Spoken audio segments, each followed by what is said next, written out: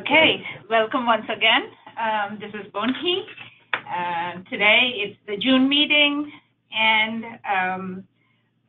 in addition to touching base with the status of the spring 2019 review cycle, what we want to focus on today, as per your request, meaning the request that came from SPA coordinators, several SPAs, about reconsidering the timeline to conduct the SPA review process, that will be discussed in a little while. Just so you know, in addition to myself, Sabeta and Lewis, we also have among ourselves Dr. Sally Ingalls, who's our Vice President at CAEP. And I don't know whether Sally is already calling in, but she's on the road. She is going to listen to our discussion. She might contribute to the discussion as well if there are any questions, clarifications that we need. But just so you know, when we have the discussions around the timeline, we would be like a sponge, meaning CAEP staff would be more like a sponge, soaking in all the information from your end, and then so that we can, move ahead and think deeper at the leadership level or get input from the field regarding your suggestions. But before that discussion, I'll just go ahead and get started and talk a little bit about the spring review cycle and a few reminders on that. And I know all of you are veterans, so reminders are not needed about the deadlines anymore, but we do our due diligence on our end, on the CAEP staff end, just to let you know that the audit reports are due by July 1st. Because if we do not receive them on time, then it's a little bit difficult for CAEP staff to complete the tech editing on time by August 1st and post all the reports. And I know that several of the programs, they contacted me about their timeline of they are waiting to submit their self-study report, and they are awaiting the SPA's decision to receive a recognition decision from your end. So we would like to be really early, if not, meet the, we want to get it done by August 1st, if not earlier. So I just wanted to make the, emphasize on the fact that we need to be timely in completing the audit reports so that the tech editing can be done and completed on time by the August 1st deadline. In case you have any urgent matters coming up and you need a few extra days, just get in touch with Sabeta and she'll be able to work with you on that. But I'll pause here a little bit because I did hear a few voices. I think I heard a few voices. Did anyone have a question? I don't see anything in the chat box, so I think there could be something from caller 5. I have muted you. And moving on to our reminders. So as you engage with your audit team in making sure the decisions that are going out to the programs that you reviewed this cycle, please make sure to remind your auditors to be a little bit thorough about looking at the major errors, minor errors, inconsistencies in the feedback or in the language, in the decisions that might be there throughout the report. So the auditors are really combing and looking, and their function is really to take care of the quality assurance of the quality of the reports that are going out, the decisions that are going out to the field. So remind them to look for major errors or inconsistencies. Remember that, the programs base their report mostly on the instructions that are provided on the template or instructions that you have provided through your through the resources that you share on your SPA website. And the instructions document that we have developed in with your help, and we have posted them on our website on the specific SPA web pages. Those are the materials that the programs really work with. So make sure that those pieces are updated, and the decisions that are being made by the SPA are mostly based on those pieces of information. Because remember, not all programs are able to attend your SPA training sessions at your SPA conferences. So having those materials readily available for all programs that are interested to pursue national recognition through you would be much appreciated, and reminding auditors about that and referring to those resources is very helpful for these programs. The auditors need to make sure that reviewers who contributed towards building the team report, they did, in case this is one of the resubmissions, meaning a response to conditions report or a revised report, they need to make sure that a decision for a particular standard that was met in the prior review process, in the prior review cycle, are not changed from, say, recognized to not recognized, or recognized with conditions, or met with conditions, or not met. So if the earlier decision was met, then the decision for a particular standard would be met during this cycle as well. During tech editing, we have seen many times that there are errors and inconsistencies in posting, and so reviewers should be, especially auditors, should check those errors, reminding auditors that reviewers may not add any new conditions unrelated to the earlier concerns. Of course, there are circumstances when, say, someone is trying to address your conditions and they are using a totally new set of assessments, and then there is a problem with those new assessments, and it's a different case altogether.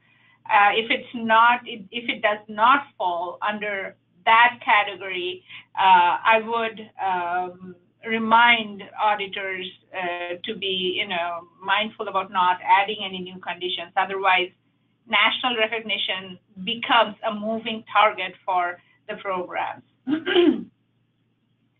Another reminder, and I say this almost every cycle because it's very important, that low enrollment numbers, programs that have very few candidates enrolled in them, reviewers should not be recommending these programs to seek waiver from CAEP. It's up to the state and it's up to the program to submit a SPA report if it is required by the state, or if it is, or if the provider opts to go through the SPA review process, they should be allowed to do that. So they should not, reviewers should not be recommending programs to seek waiver from CAEP, because CAEP doesn't have any power to give any waiver. It's the state's requirement or the provider's decision to pursue national recognition. So that reminder. And finally, remember the 80% pass rate for national recognition that used to be under NCATE, one of the requirements for all SPAs, is now mostly SPA specific, because CAEP doesn't have any such requirement. And if your SPA doesn't have any specific requirement or benchmark around those 80% pass rate, make sure your auditors are looking for those cases where reviewers might have referred to it erroneously, and those should be removed. Those references should be removed. So these are, a few reminders, and I know you do it, you follow up, you update your auditors every cycle, but on our end, it makes it easier when we do the technical edits, which are supposed to be more superficial than in-depth at this level, because these kinds of errors should be caught by auditors and not CAEP staff, as it falls within your domain of decision-making process. So just a reminder. Before I move on, any questions? You can type or you can raise a hand through the system and I'll try to answer. I know I've muted all of you because I'm getting feedback, that's why. All right, I'll just move on to the next slide.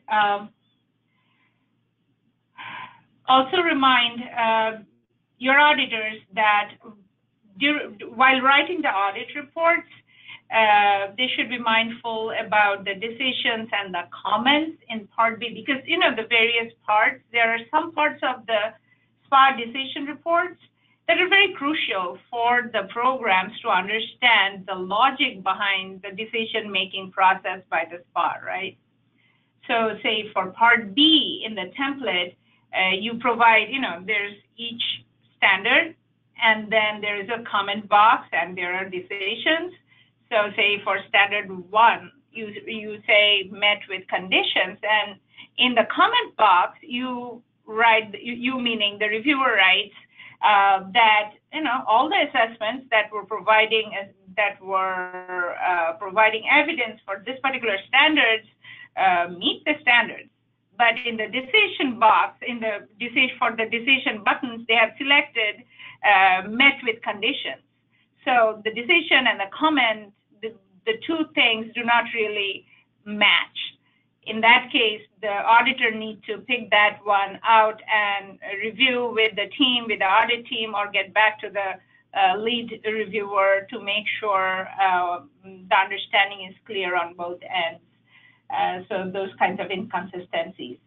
Part E, where areas for consideration, it's very important for programs that are getting a decision of, say, not nationally recognized or further development required or recognized with probation. There isn't a specific space designated for them currently in the template where you can provide them what really was wrong in a nutshell, the summary of it. So using Part E, the areas for consideration, in these cases, is very beneficial. Please make sure that you have left comments in these cases when the decisions are one of these for the development, probation, or not nationally recognized. And finally, if a program has received conditions, then there is a box, there is a designated box immediately below the decision bullets. Please state the conditions very clearly so that when the program looks at your decision, when the overall decision for their submission, they know exactly what they need to fix, what they need to address when they submit the response to conditions report. And there is better clarity on your end as well, on your reviewer's end, who will be reviewing the response to conditions reports next time. So those are the things that we keep reminding, and we'll keep doing. We remind every cycle, and we'll keep doing it just to make sure the quality of the audit reports are at par across the board. On our end, CAEP staff responsibilities, as you would see on this slide, we check for the cover page information, really, the provider information, what the program provided on their end matches the what the reviewers have written on the SPA decision report. On the cover page, the two pieces of documents, the information on the cover page, they match. Part G, meaning the part where you have written the condition, the box where you mention the conditions become Part G in the final report. And we will make sure that your decision bullets match the comments in Part G box, that the entire report, when we scan through them, is free of grammatical errors and other minor errors. And if there are major errors, we will get back to the SPA coordinators to make major changes and resubmit so that the final report looks good, is clean. And also, we are going to follow the guidelines to post the final decisions as the guidelines say. 2 resubmissions, one initial review, and then followed by 2 resubmissions. And based on how many times the program submits, the final decision would be determined. The guidelines, we follow the guidelines while posting the reports. You are aware of the guidelines and the decision-making process, so we always keep you informed about what gets posted or not. But, in a nutshell, CAEP staff's responsibility is really to take a superficial glance at the audit reports, because the auditors are expected to have taken a deep dive into all sorts of errors in decision-making, in the decision-making process, any inconsistencies throughout the report. One more important thing, and this is coming out of the spring review cycle and getting into the mental framework of developing SPA standards, and it is relevant for those SPAs that are currently in the process of reviewing their standards or revisiting their standards. They might already have submitted a draft to the SPA Standards Committee, which is CAEP's a standing committee of the CAEP board that reviews SPA standards. And you are going to resubmit them or submit them for the first time, whatever the case. The deadline for the fall review is always July 1st. If you're planning to submit a document for review by the SPA Standards Committee, please make sure you send them to my email address, which is my first name, bonhi.bhattacharya@capenet.org. You know that. And the committee would meet in August. So around, early to mid-August. We do not have the date yet. But if they do not have around a month or so to review those lengthy documents, it becomes it's very closely scrutinized. So it would be appreciated if you could submit them on time by July 1st. If there are any, exceptional circumstances that you might need a couple more days or so, just get in touch with me and I can work with you on that. And I'll keep the SPA Standards Committee informed about any delays. Not major ones, but, minor delays.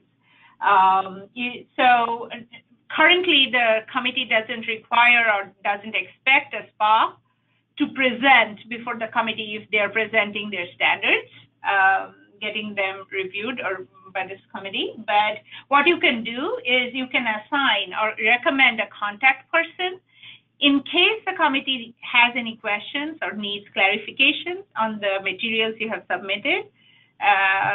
They can get in touch with that contact person, the assigned person that you have mentioned in your application. So that is a reminder for all of you who are planning to submit the revised standards for this fall. The deadline, once again, is July 1st. Now getting into the, center point, the focal point of today's meeting, which is reconsidering the SPA review timeline. Currently, I'm going to unmute all of you. Give me 2 seconds.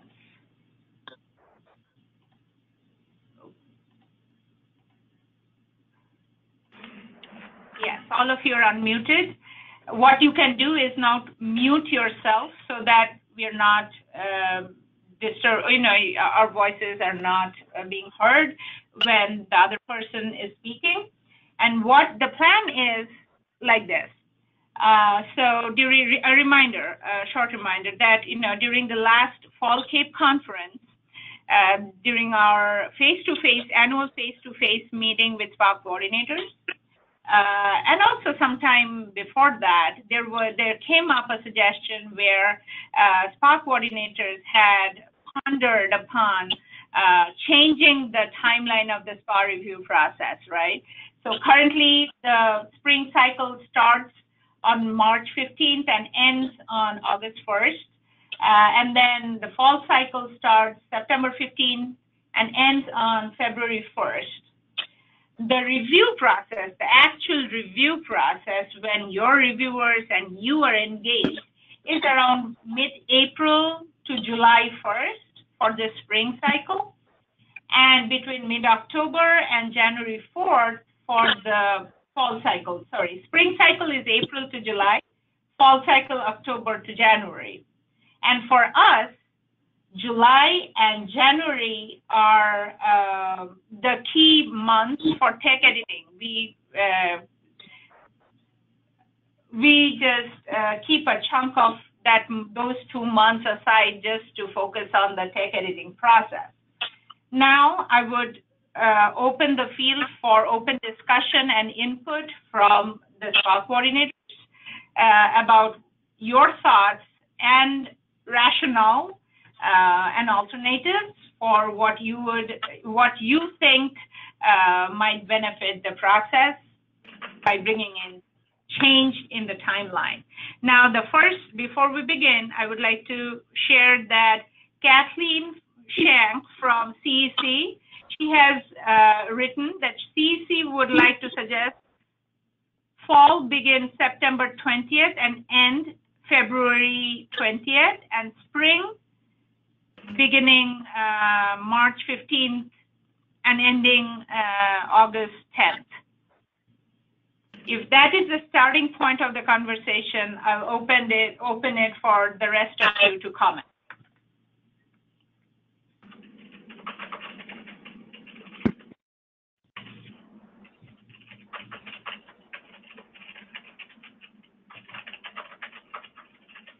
Brandy? Yes. This is Joan. Yes, Joan.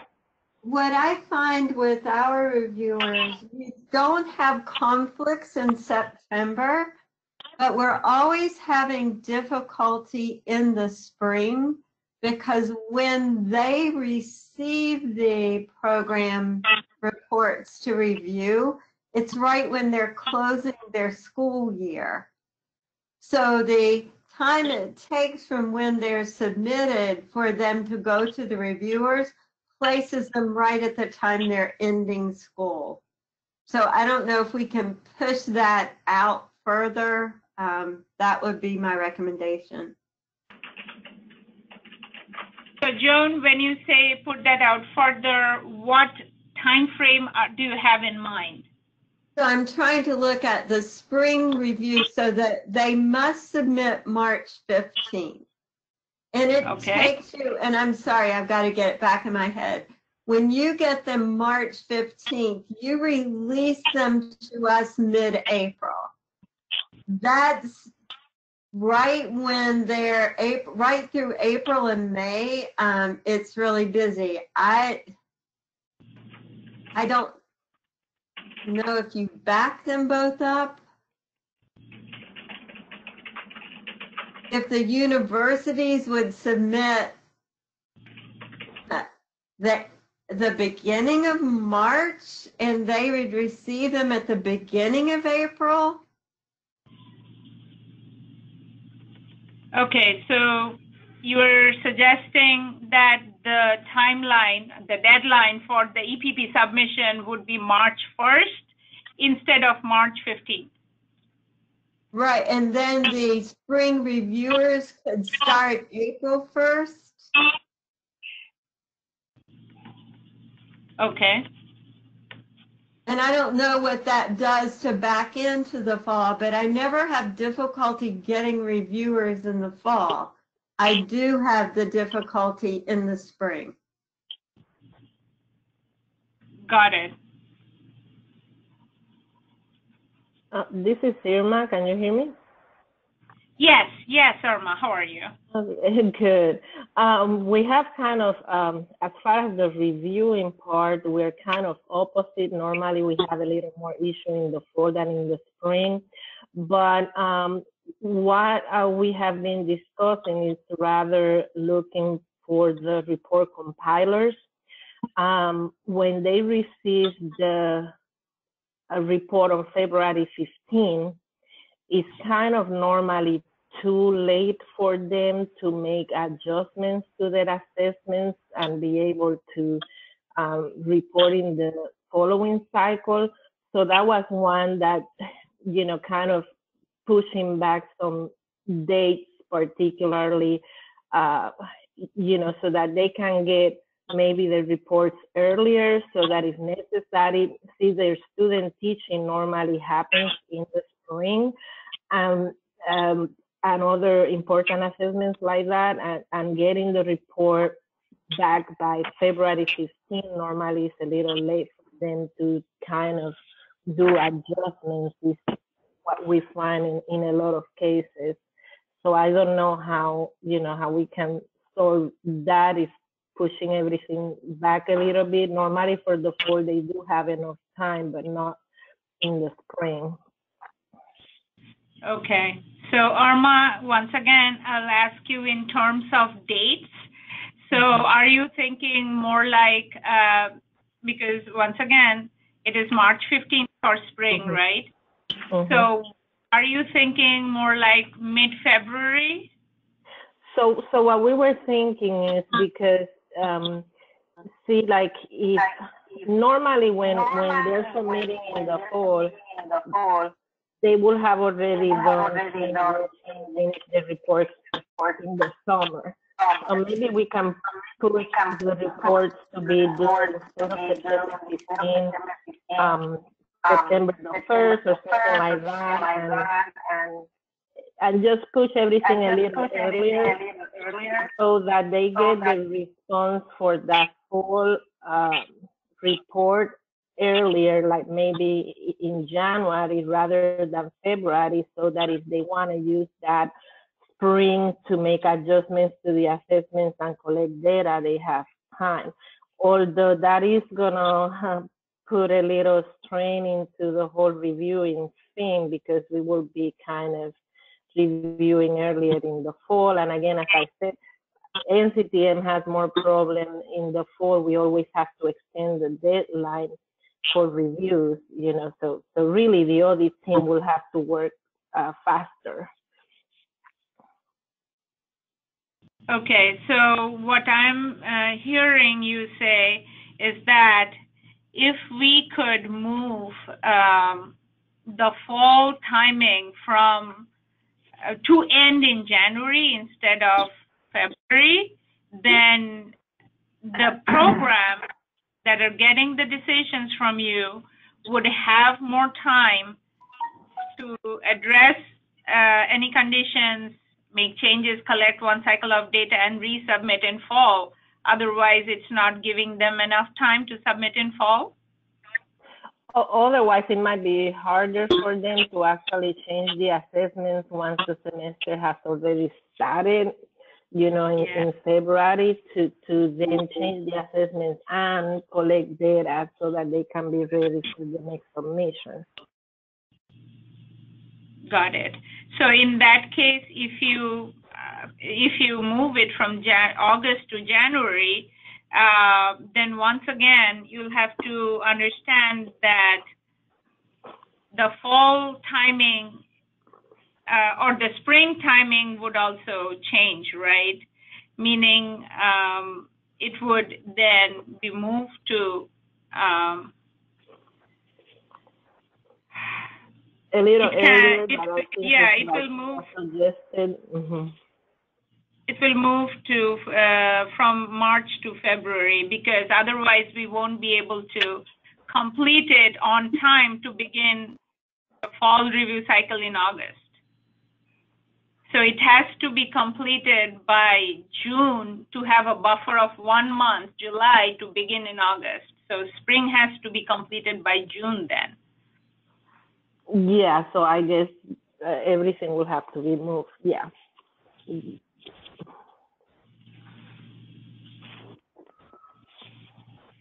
Okay.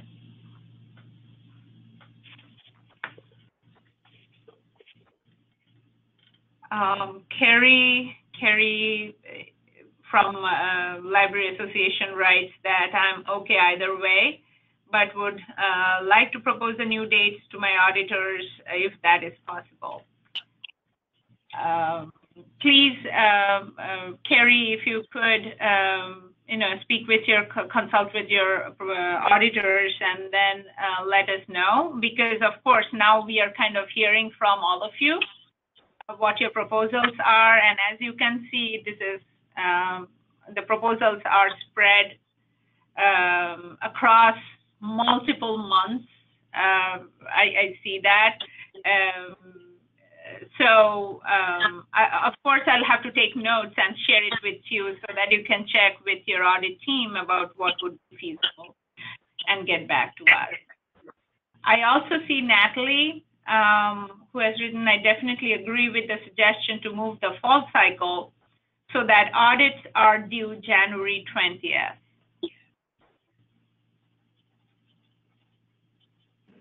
So I'm taking notes, Natalie.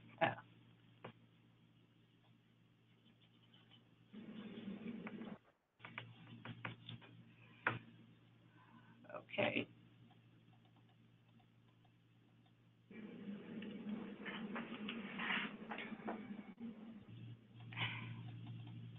Susan agrees. Susan Johnson from NAY agrees. If she writes, I believe that CEC's proposal looks like a good time period for reviewers and auditors. She agrees with CEC's proposal. Teresa from ACTFL, she writes, I agree to move the fall cycle so that audits are due January 20th. So Teresa agrees with what Natalie from NASP has mentioned, to complete it by January 20th. It would be helpful if November due date could be in early to mid-December. So these are the voices we heard so far. So Carrie, and I haven't heard from Paul. Paul, I did see that you were here. Would you like to share your input on behalf of NCTE?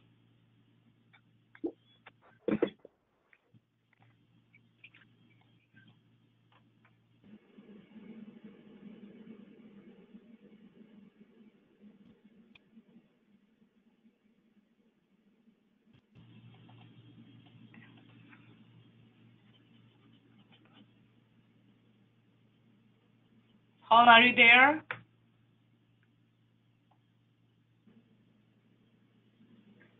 Okay. Who else? I think everyone else has commented, whoever has joined us today on this meeting. They have commented. Oh, Brandy. Do you have anything to share, Brandy, from NCS's end?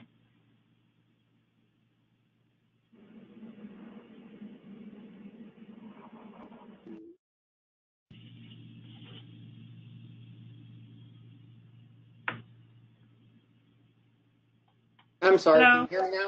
Can you hear? Yes, Paul, I can hear you. Okay, sorry, I ended up logging myself out of the system.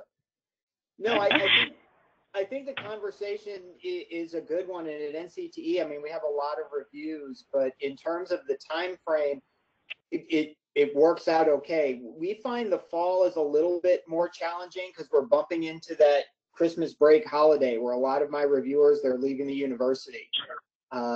And then in the spring, we deal with spring break and those kinds of issues. But we've dealt with it long enough now that at NCT it's really not a problem. My reviewers know when they're coming and they tend to schedule around it. So the way it's set up now, we can make it work. But I understand that other people have problems as well. So we're open to other suggestions. But as it's going now, we don't have major issues with the timeline. Okay. Thank you. Thank you, Paul. This is Natalie from NASP. If I could just make a few comments, I finally figured out how to unmute myself. Of course. Go ahead, Natalie. I hear all of the concerns, and I really appreciate them. I particularly heard the concern regarding allowing programs to have enough time to turn around and make changes. And while I appreciate that, I also am not sure that it's realistic to shorten the windows for review and hope to really accomplish thorough reviews that that are truly going to be to represent what programs are currently doing, as well as offer feedback.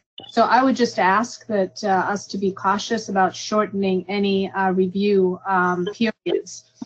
With that having been said, I also, my sense is that if we move reviews, due from reviewers anytime into December, I think that will become more problematic as a variety of folks go into the holiday season, at various points in time, celebrating different types of holidays.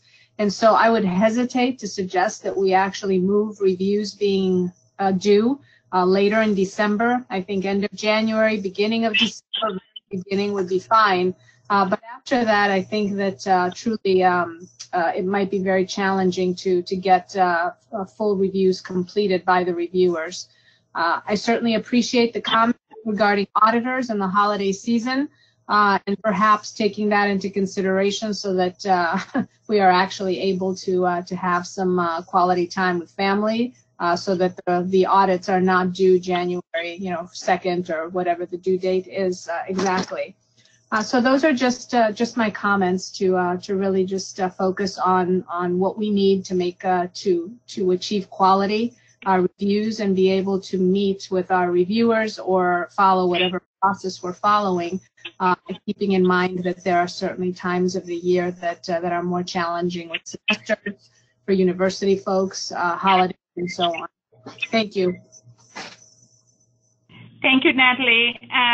So when I read your comment that you typed in the chat box, it said you had noted January 20th. So initially, I assumed you wanted to move the February 1st date when we post the reports and the final reports and send it out to the programs. I assumed that you mentioned about that, but now I realize you are actually referring to January 20th as a suggested date to turn in the audit reports, right? Correct. Okay.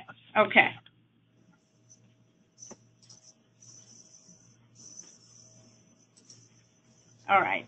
So if that is so, then kind of it moves the posting of the final reports from February 1st to maybe mid-February or end of February.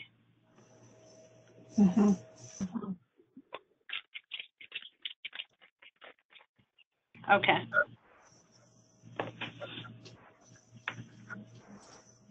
Thank you. I noted it down, and of course, I'm going to summarize all of this and send it out to you for all of you after this meeting. But then I also am waiting to hear back from Brandy of NCSS Social Studies. Oh, Brandy has written, I agree with the suggestions made by CEC. So I'll make a note that NCSS also agrees with CEC's proposition. My only concerns are for the faculty writing the reports and their contracts. They are not always given release time to write the reports. I want to make sure we don't make changes that require them to work on the reports when they are between terms. Same for my review team, who are often involved in research between the terms. Brandy, if you could help me understand the timeline that you have in mind in this case when you are talking concerns. Is your suggestion to continue as is? Does it work better this way? Or do you think, is your suggestion to move it in a way that better fits your reviewers' needs? And if so, okay. you say that you do not want to go in a direction that would extend the cycles to reach further into the holiday season or into the summer break. Got it. So you do not want to extend it further beyond August 1st that we already have for the spring cycle that we have in place. If I understand it correctly, because, you know, when you type, I tend to assume a lot of things. So is this assumption correct, Brandy? Okay, thank you. Thank you for confirming. Anyone else who would like to pitch in?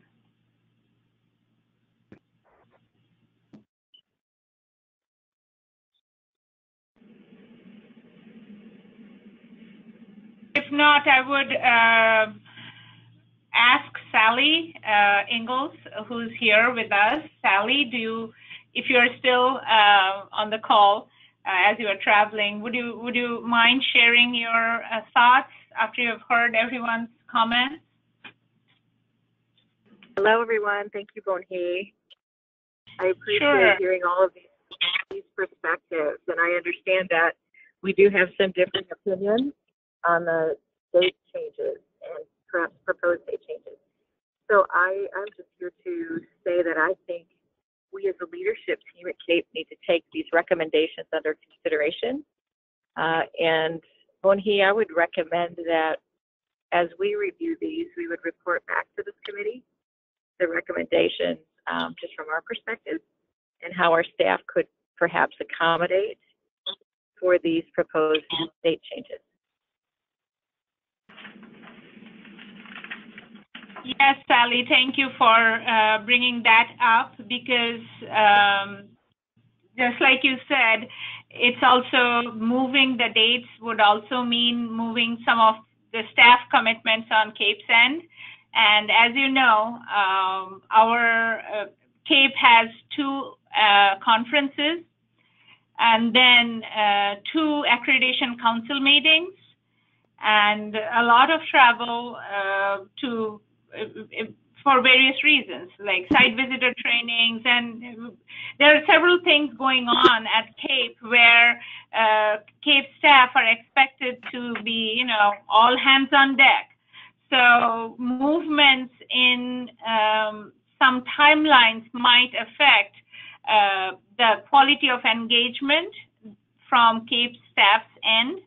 To what extent will be able to be responsive to your needs and requests when our programs needs and requests when it is time for them to submit a report for your reviewers, if they're facing glitches, to open the reports, if staff will be available to attend to those needs at a time when maybe they are at a conference or at the accreditation council meeting. Sally, do you have these worries in your mind?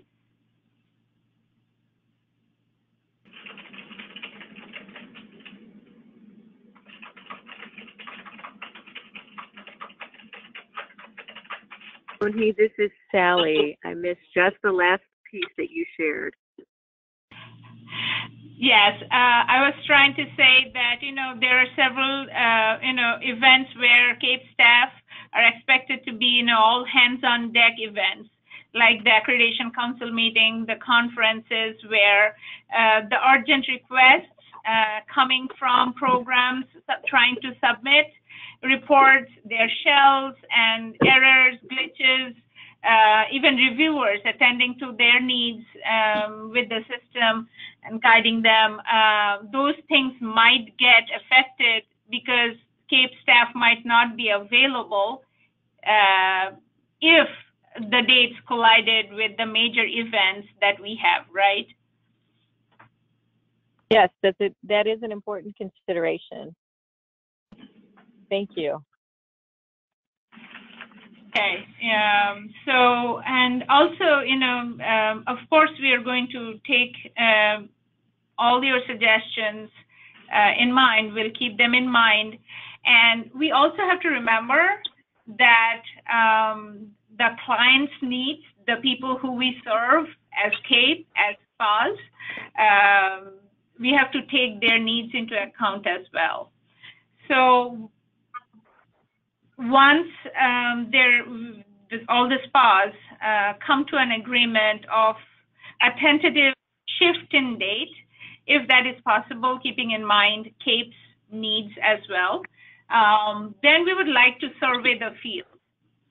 Because if the move doesn't suit the majority of the constituents that we serve, that might be a red flag for us to consider or reconsider any changes in the timeline. So just so you know that we are hearing, we will inform our leadership to see a possibility of change, and then we are going to reach out to our clientele and see how much support we have from their end before making any major decisions in this regard. But it's always very helpful because the volunteers who serve as reviewers and auditors and SPA coordinators, we want to be considerate and we want to understand your needs as well. And we CAEP, on CAEP's end, because we are a moderator of this process, we want to make sure the moderation is done in a way that helps everyone, both the client and also the service providers equally. So yes, thank you so much. And if you have any final comments, I would really appreciate you sending me. So if you have already typed your comments in the chat box, I'll try to capture them in case I have missed anything. If you don't mind sending me specific dates that you have in mind, so that it will be one clean email and it will be easier for me to tabulate that information and report it to our leadership team. And also share with everyone else who are not able to attend today's meeting so that we can get their input as well. All right? And Bonhee, may I please add something before we go? Oh, absolutely, Sally. Colleagues, I just need to emphasize how much as a professional educator, I appreciate the role of specialized professional associations. You work tirelessly to give EPPs feedback on their programs, and you are making a difference.